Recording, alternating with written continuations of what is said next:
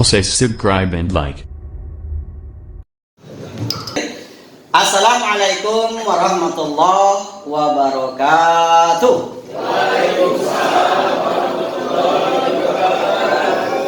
Kita doakan yang jawab salam tadi, yang belum pergi umroh, pergi umroh.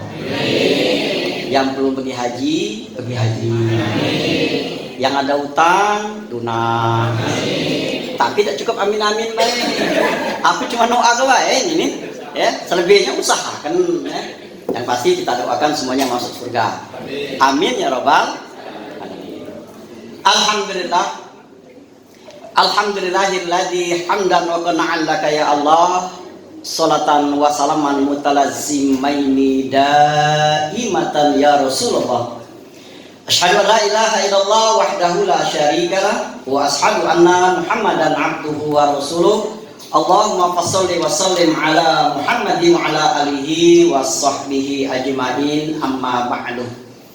Yang sama-sama kita hormati Kepala Lembaga Layanan Pendidikan Tinggi L2 Dikti Profesor Dr. Ishak Iskandar beserta Ibu. Yang kami hormati Kabak Umum Bapak Pansuri Dwi Putra SE MSI beserta Ibu, ada ibunya ya. Yang kami hormati para pejabat fungsional maupun struktural yang berkesempatan hadir. Yang kami hormati dan kami banggakan saudara-saudara anak kami yang lagi magang ya, mungkin dari perguruan tinggi maupun dari SMA, mungkin ada SMA ya. Baik. Alhamdulillah syukur kita pada kesempatan pagi hari ini kita dapat bersilaturahmi, dapat melaksanakan acara yang sudah kita rancang sebelumnya, yaitu acara halal bihalal. Kalau kita berbicara tentang halal bihalal, sebenarnya Bapak, itu tidak ada tradisi Islam. Itu tidak ada. Bahkan orang Arab sekalipun kalau ditanyakan apa itu halal bihalal, mereka tidak ngerti. Walaupun halal bihalal itu dari bahasa Arab. Ini hanya sekedar tradisi umat Islam di Indonesia, umumnya di Asia Tenggara. Karena halal bihalal tidak hanya sekedar Indonesia, konon katanya ada di Singapura, ada di Brunei, ada di Filipina. Itu mengadakan itu. Namanya halal bihalal. Tapi sekali lagi tidak ada di dalam syariat kita. Apakah boleh? Boleh. Ini sebagai bentuk dari apa tadi, sebenarnya bukan sekedar mau menghafal nama. Ngabsen itu tuh. Hadir dah Bapak Ibu kira-kira dah. Terbukti duit kok udah hadir. Oh ternyata ada di depan tiket ya. Alhamdulillah. Kalau kita simak sambutan tadi, subhanallah luar biasa ya Pak Prof ini, agar kita di lembaga pendidikan tinggi wilayah 2 ini memang benar-benar bukan hanya sekedar sekantor saja, memang merupakan bagian dari keluarga besar. Betul itu Prof. Ada kadang-kadang ya terjadi gesekan di jalan, begitu ketemu, rupanya bini kau. Nah benar tuh Prof, itu ada kejadiannya itu. Jadi tepat sekali kalau beliau punya kebijakan setiap Jumat pertama harus hadir di tempat. Gitu Pak ya? Nah alhamdulillah, mudah-mudahan ini menjadi berkat kita semua, termasuk acara yang kita laksanakan pada hari ini. Oleh karena ini saya tuh ngomongnya di depan para akademisi ini, saya mau tawarkan dulu, kita pakai bahasa pengantar bahasa apa nih? Bahasa Inggris, bahasa Arab, bahasa Spanyol, bahasa Italia? Bahasa Palembang Pak? Alhamdulillah. Baik, hadirin rahimakumullah. Kita kembali kepada tema kita, ya, halal bihalal. Yang mudah-mudahan saja ini menjadi agenda tahunan ya, agenda tahunan setelah kita melaksanakan Ramadan, kemudian kita melaksanakan Hari Raya Idul Fitri. Nah, kalau kita berbicara tentang keluarga besar, saya ingin menggarisbawahi itu. Karena Prof tadi sudah berapa kali menyampaikan tentang keluarga besar. Sering Bapak Ibu, keluarga besar Lembaga Layanan Pendidikan Tinggi Wilayah 2. Nah, yang disebut dengan keluarga besar itu artinya unsur-unsur yang di dalamnya dari yang teratas sampai yang terbawah. Dari ruang utama sampai di pos satpam. Itu adalah keluarga besar. Jadi wajar sekali kalau memang kepala kita ini, prof kita ini, kita harus saling kenal. Jangan kita tidak kenal Bu. Ada. Kata wong itu tak kenal maka tak sayang maka tak cinta. Nah oleh karena itu apalagi lembaga namanya lembaga layanan. Artinya kita melayani ada 108 perguruan tinggi. Bapak Ibu, ketika kita akan melayani dengan optimal, tentunya yang di dalam ini nak kompak dulu. Betul apa benar? Bapak Ibu percaya tidak? Ada dalam satu lembaga, bahkan kadang-kadang jumlahnya tidak sebanyak ini, tidak kompak, Pak. Tidak saling tegur sapa. Ada tidak model gitu? Ada. Di sini katik ya. Kamu ke katik baik. Walaupun bohong mak dengarnya ada ya. Mudah-mudahan tidak ada benaran ya. Baik. Jadi oleh karena ini adalah layanan, lembaga layanan, biar kompak kita ini harus punya semacam satu misi dan satu visi. Nah, sebelum ke sana, saya ingin mengajak kepada kita semua. Ada yang perlu kita jaga di dalam yang disebut dengan keluarga besar. Ada hal-hal yang terkadang membuat kita ini yang selama ini akrab, tidak akrab lagi. Biasanya Prof, dia tuh kalau datang berdua terus. Kadang-kadang semobil, kadang-kadang semotor. Padahal rumahnya berjauhan. Entah cak mana mereka tuh bisa sama-sama. Saking disebut soulmate tadi itu. Tapi pada satu saat yang tadi itu sering berdua-berdua wae, pada akhirnya masing-masing. Ya, yang selama ini akrab tidak akrab lagi. Ternyata apa? Ada sesuatu dan lain. Nah, Bapak Ibu, saya ingin menyampaikan ada beberapa hal yang dapat membuat kita terjadi gesekan di antara sesama kita. Ya. Jadi nanti dulu kita bicara layanan kepada dua, kita dulu. Pertama tentang piutang. Ada di sini Prof, arisan. Ada arisan di sini. Nah, apalagi arisan. Arisan itu biasanya Pak di luar-luar itu kalau ngoncang pertama hadir galau. Doanya sama, minta dikeluarkan duluan. Betul. Yang kedua masih hadir rame, yang ketiga masih hadir rame. Nah, yang kelima seterusnya kadang-kadang itu pun kalau ingat. Lah diingatkan juga kadang-kadang Ciciditi. Tahu Ciciditi? Eca-eca tak tahu. Pernah tak pengalaman? Pernah model begitu ya? Nah, itu termasuk kita ini Pak kadang-kadang dasar dak sadar nak minta kadang-kadang malu sering-sering ya, bro, perasaan bro. Nah, oleh karena saya kedua kali barangkali biasa pas ke 4-5 kalinya mau nak minta malu, akhirnya ngomong pinjam dulu duit.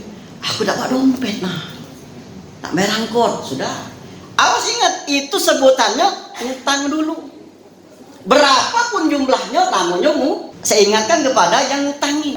Orang yang memberikan piutang ada dua yang saya ingatkan. Yang pertama, sekalian, jangan itu wajib untuk kita tagih, wajib untuk kita ingatkan. Yang kedua, jangan nyenyel. Tahu nyenyel? Profesor tahu nyenyel? Nyenyel itu bahasa Palembang memang. So Palembang sini. Apa nyenyel? Hah? Apa Jen? Pak Jen? Hah? Nah, nyenyel. Tak tahu ketemu di mana, pokoknya nagih. Ketemu di masjid, nagih. Ketemu di sekolah, nagih. Ketemu di kantor, nagih. Kadang-kadang ketemu depan toilet pun nagih. Nah, yang nyenyel model mak ini, kadang-kadang selesai model mak ini. Bukan selesai utangnya, uangnya diselesaikan.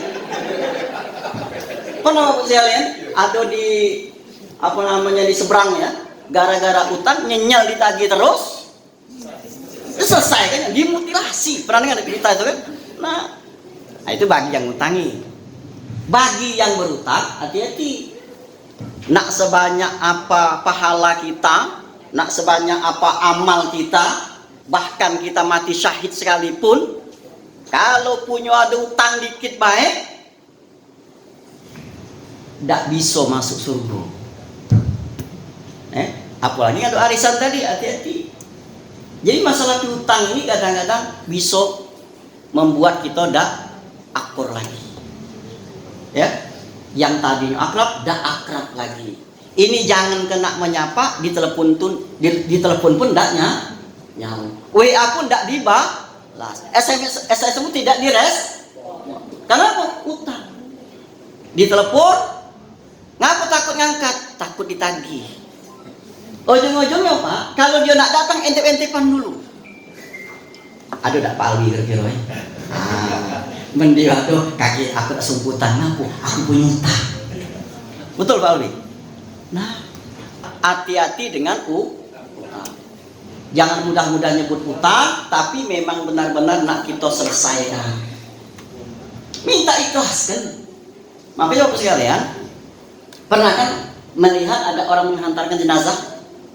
Pelepasan jenazah. Yang pertama disebutkan mohon maaf almarhum ini. Yang keduanya pasti disebutkan apabila ada sangkut pautnya. Nah itulah masalahnya Pak. Takutnya dia akan terhalang, dia akan tertahan di pintu surga. Karena apa? Dia tidak bayar. Apalagi yang lupa, makanya perlu Yang kedua yang bisa membuat rusaknya keluarga besar ini adalah gosip ya, tahu gosip ya? Semakin digosok, semakin sip. Nah makanya alangkah lebih baiknya kita menyampaikan itu yang baik-baik. Kalau yang buruk sedapat mungkin jangan disampaikan, sekalipun itu curhatan. Pak Ibu, kadang-kadang yang namanya omongan ini kalau sudah nyampe ke yang bersangkutan, kadang-kadang ada penambahan, kadang-kadang ada mungkin pernah mendengar kisah sebuah legendanya itu gara-gara salah ngomong akhirnya dia dibunuh Pak. Padahal bukan itu maksudnya. Yang baik bagus. Woi pokoknya semenjak Isah kayaknya di sini kami telah rasa nyaman nian, rasa keluargaan, rasa dekat nian. Kan bagus omongan itu kan.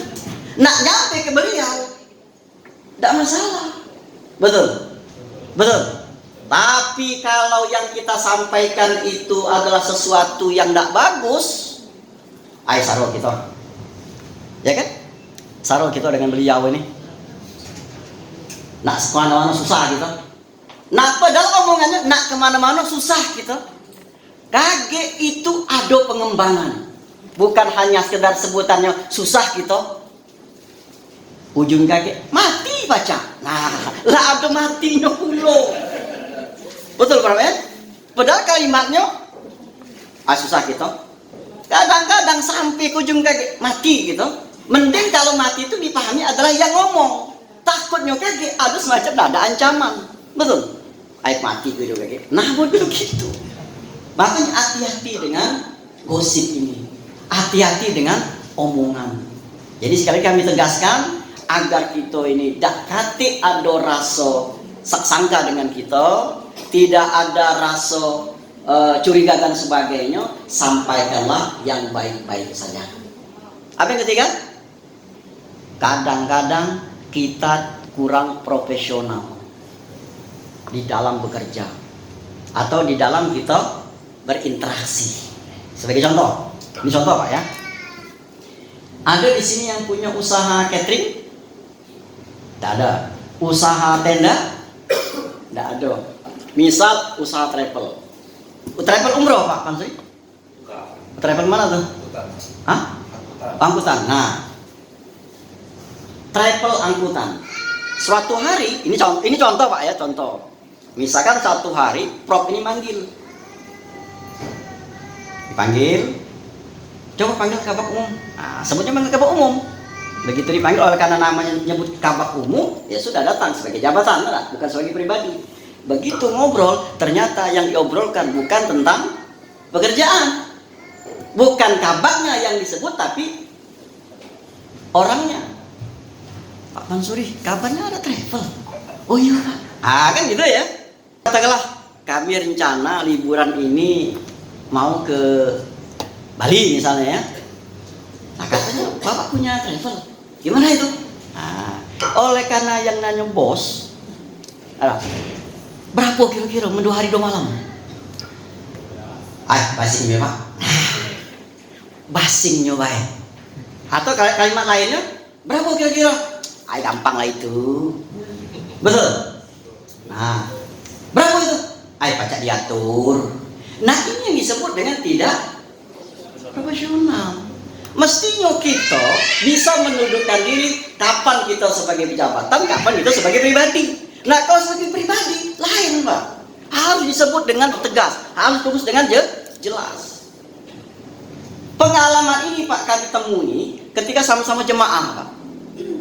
Kebetulan jemaah itu dia punya usaha tukang kayu beliau itu ya. Jadi suatu saat ada satu jemaah minta tolong kepada beliau ini, "Akhi, kami mau buat lemari nih, 2 buat lemarinya, dibuatlah lemari.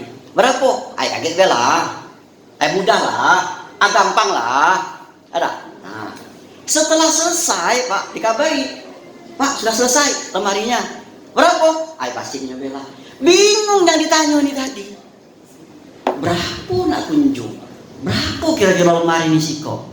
Nah, oleh karena dia berbicara tentang pribadi dia tidak ngerti dengan kesulitan buat lemari. Bahannya juga dia tidak tahu, Pak.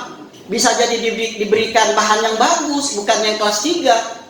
Akhirnya, Pak, dia punya inisiatif. Dia mikirnya misal, Pak, paling 1 juta itu tuh. Dia mikir 1 juta. Kalau 2 juta. Oleh karena sama kawan, nak kunjuk lebih dikit. 2.300.000. Yang mesen tadi nganggapnya itu 2 juta, ngasih lebih 300. Oh ya, dia senang ya, merasa nunjuk lebih tadi dah. Ternyata Pak, 2.300.000 itu belum balik modal. Itu modalnya belum jasanya. Akhirnya Bapak sekalian, begitu nak mesan lagi, tidak pernah dapat. Baru tolong lagi, banyak kalian. Tolong tidak bisa. Nah, karena kenapa? Karena tidak bicara jujur tentang apa yang harusnya dia ngomong. Jadi kalau misalkan ditanya Pak Pansuri atau bos nanyo, berapa Pansuri? Kalau biasanya, sebut biasanya. Kalau biasanya Pak kami 2 hari 2 malam untuk sekian, 1 juta kata Lara. Nah, tinggal pikir lah bos ya. Kalau untuk bos 5 juta. Nah, dan namanya bos ya. Nah, berpikir lah bos kayaknya apa nak lebih.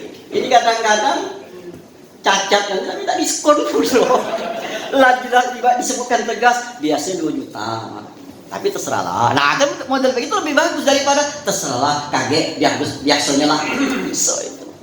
Jadi apapun kita harus profesional.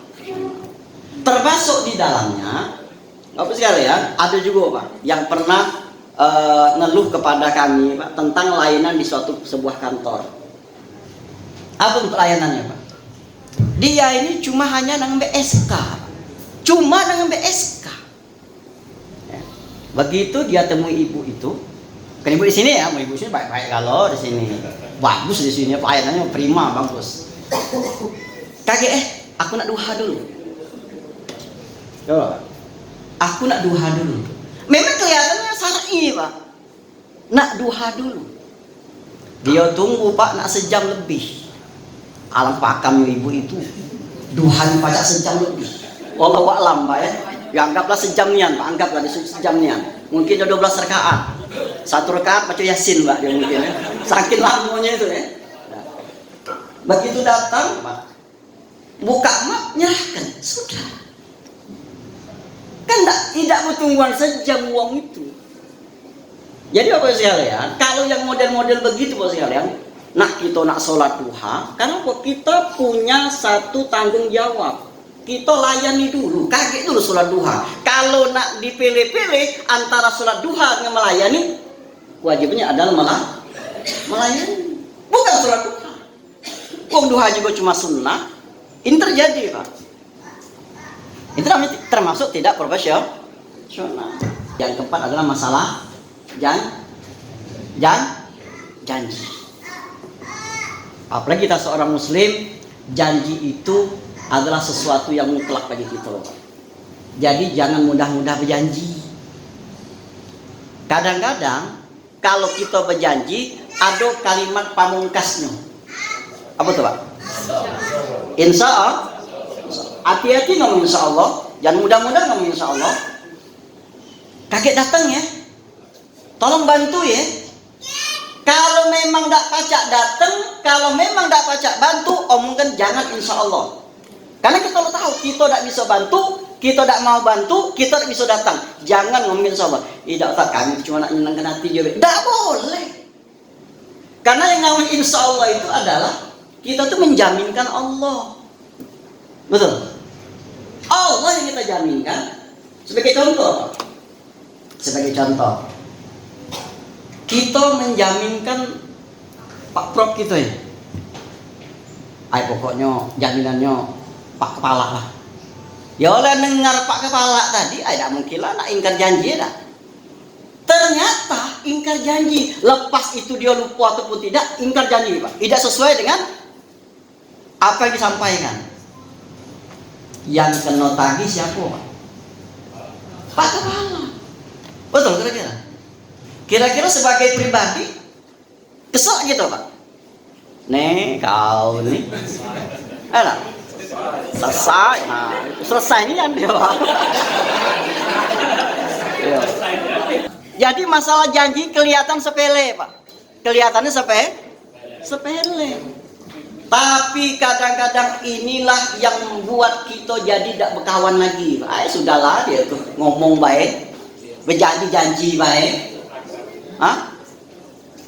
Karena apa kata Rasul? Kata Rasul salah satu ciri orang munafik itu adalah dia berjanji pasti berdusta. Jangan, sekali lagi saya tegaskan, mengatakan insya Allah.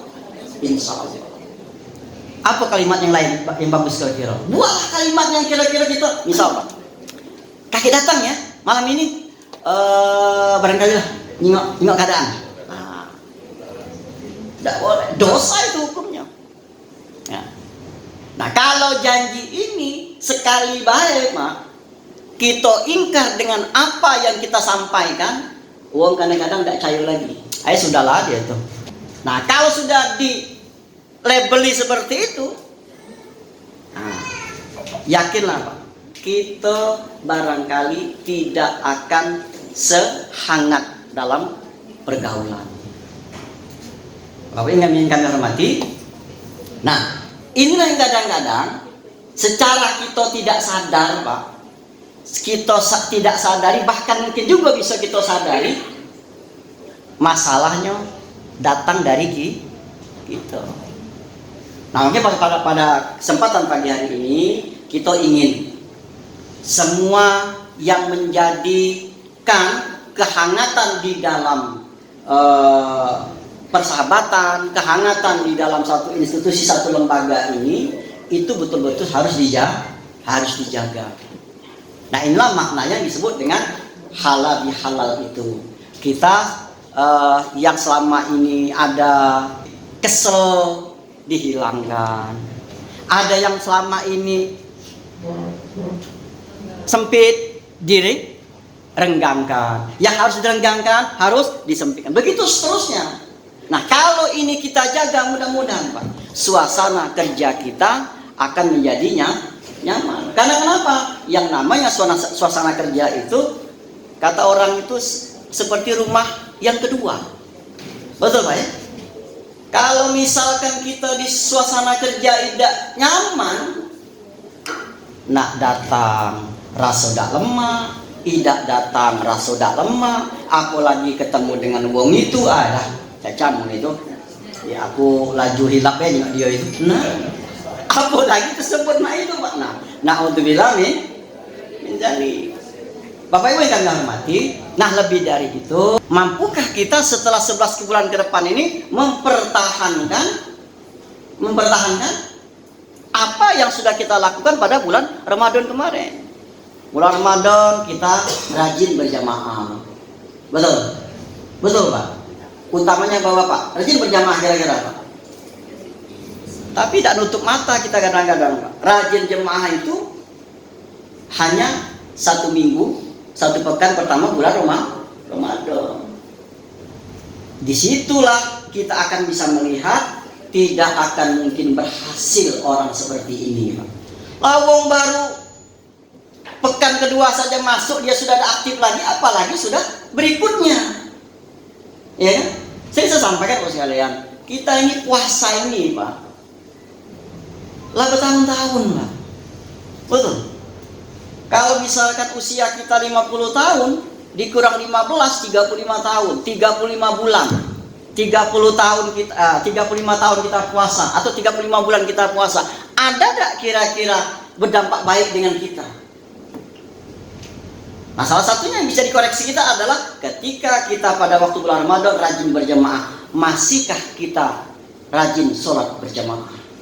Saya ingatkan kepada para bapak-bapak utamanya ya, apalagi banyak dekat masjid. Dalam hal sholat 3 yang harus dijaga. Yang pertama, sholatnya di awal waktu. Yang kedua, sholatnya berjamaah. Yang ketiga, sholatnya di masjid. Kemudian lagi tentang kita rajin dengan membaca Al-Quran. Masihkah kita terlatih?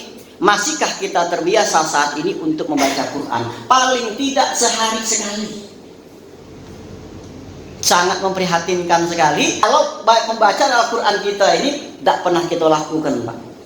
Kalaupun dilakukan, ada seminggu sekali. Kapan? Malam Jumat. Apa yang dibaca? Yasin. Nah, itu biasanya itu paling tidak. Kita ini Bapak sekalian, paling tidak Al-Quran yang kita sebut sebagai kitab suci kita itu minimal sehari sekali. Minimal. Coba kira-kira Pak, sebutkan dengan kami. Profesi apalah yang kira-kira yang sibuk nian tidak sempat lagi baca Quran? Apalah kira-kira? Apa kira-kira? Tidak ada sekalian. Nah, oleh karena kita sudah terbiasa dengan melaksanakan membaca Al-Quran minimal sekali sehari, alhamdulillah. Ada. Kemudian yang ketiga, sekalian, kita terbiasa dengan sholat malam. Kita terbiasa dengan sedekah. Nah, masihkah kita pertahankan sampai sekarang ini? Ya kan sebutan lebaran itu, makanya ada sebutan lebaran. Apa itu lebaran? Apa itu lebaran? Lebar dan an. Lebar galau-galaunya. Habis galau-galaunya.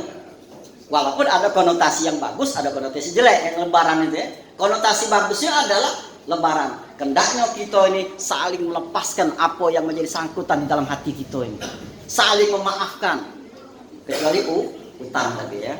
Nah, minta ikhlaskan kalau memang kita mau minta ikhlaskan. Itu positifnya. Konotasi jelek itu tadi, Pak. Bukan itu, tidak berhasil puasa. Makanya kata wajar kalau disampaikan kamin soimin min siyamihi laisa lahu ilal ju'wal atos. Banyak orang yang puasa hanya dapat lapar dan dahaga saja. Nah, jadi terakhir pada 11 bulan ke depan ini makmano caronyo kita lebih meningkatkan lagi kualitas dan kuantitas ibadah kita.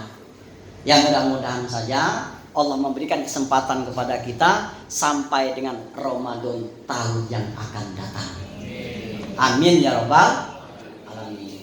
Aku rasa itu dapat kami sampaikan, mudah-mudahan bermanfaat kepada kita semua. Daripada aku ngomong Pak panjang-panjang, aku capek kamu ringan. Aku rasa jadilah dulu. Apalagi hari Jumat. Terima kasih atas perhatiannya dan mohon maaf pada Allah Subhanahu Wa Taala. Saya wassalamualaikum warahmatullahi wabarakatuh.